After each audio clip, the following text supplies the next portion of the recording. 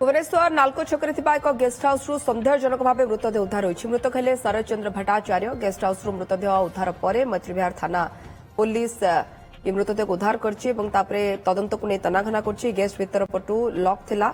Guest house भीतर पटु lock थिला। कबाट भांगी मृतदेह को उद्धार कर पुलिस। नाकरू फेण पानी पार्टी रक्त बाहर गत 19 तारिख दिन बाहर को जावाक कही घर को फेरी नथिले। घर को फोन करी कहिथिले जे फेरिबा विलंब हेब। 20 तारिख दिन धौली थाना रे स्वामी निखोज ने अभियोग करथिले स्त्री। मैत्रीविहार थाना पुलिस तदंत करथुबा बेले स्त्री जड़े युवती नाँ अभियोग आनी। गेस्ट हाउस रे जड़े युवती थिले मृत्यु पर तांकु छाड़ी चली जाइछन्ति बोली अभियोग होइछि।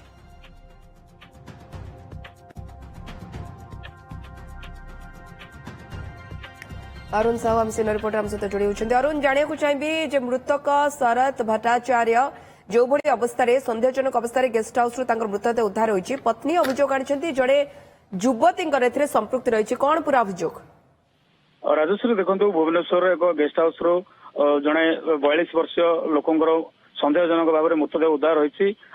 कबाट जेतु भीतर गोटे लॉक थिला कबाट भांगी पुलिस उद्धार कर मृतदेह को। घर हूँ कोलकाता किंतु भुवनेश्वर धौली निकट एक आपार्टमेंट रे परिवार सहित रुहंती जहाँकि पत्नी केयर टेकर भाव में काम करती। ये भी साधारण भाव में काम करती। गत 19 तारिख में जहाँकि घर बाहर को जावाक से बाहर को जाते विलंब होला फेरी नथिले। धौली थाना एफआईआर होता मिसिंग रिपोर्ट होता परवर्ती समय जहाँकि आज सकाल सकाल मृतदेह उद्धार होती।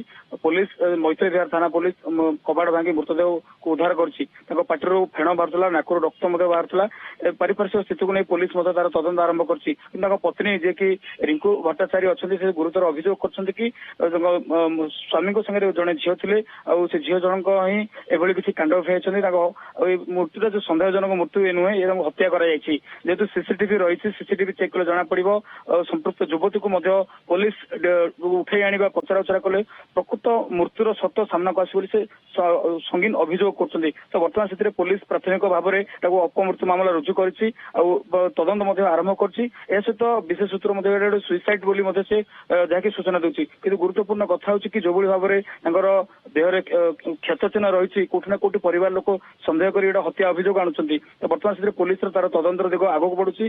गेस्ट हाउस लगी सीसीटीवी फुटेज को छानबीन कर सहित जो युवती जनक कथा कहते जितेबाला शरद चंद्र भट्टाचार्य मोबाइल को सीडीआर को जांच कले हुए तो किए केतबेले सहित थे को लोकेशन थे क्या सहित शेष थर पर से कथा प्रकृति जो युवती जनक विरोध में जो अभियोग आनुंट से युवती जनक किए सहित केबठार परिचित सहित लास्ट जो जितेबाला से मिसिंग रिपोर्ट देते से समय से थिले कि तो ये कथा को लेकर जदि पुलिस इन्वेस्टिगेशन करे गेस्ट हाउस सीसीटीवी को जांच करे गेस्ट हाउस कर्तृपक्ष को जितेबाला पचराउचरा कराए परवर्ती समय पर्दा हटिब प्रकृत में शरद चंद्र भट्टाचार्य मृत्यु स्वाभाविक ना सन्देहजनक जो कथा आसूची ना हत्या करा प्रकृत मृत्युर कारण स्पष्ट भाव में जना पड़े जहाँकि बर्तमान सूचना रही।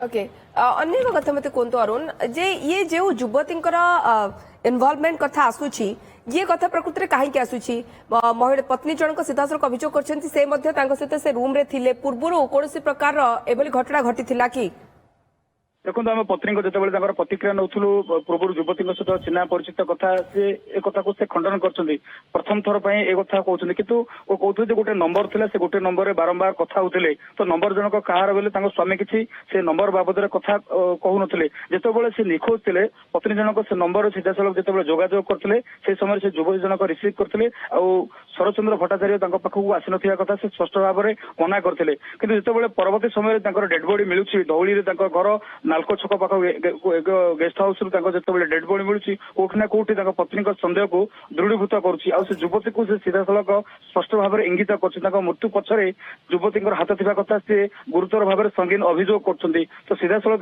जहाँकि अभियोग रोचे दाबी रोचे कि हत्या धन्यवाद तमाम सूचना गेस्ट हाउस मिला मृतदेह नाल्को छक गेस्ट हाउस मृतदेह मिली शरद भट्टाचार्य हूँ से व्यक्ति ना पत्नी अभियोग आनी जड़े युवती से गेस्ट हाउस रे थिले एवं तांकर एथिरे संपृक्ति रही।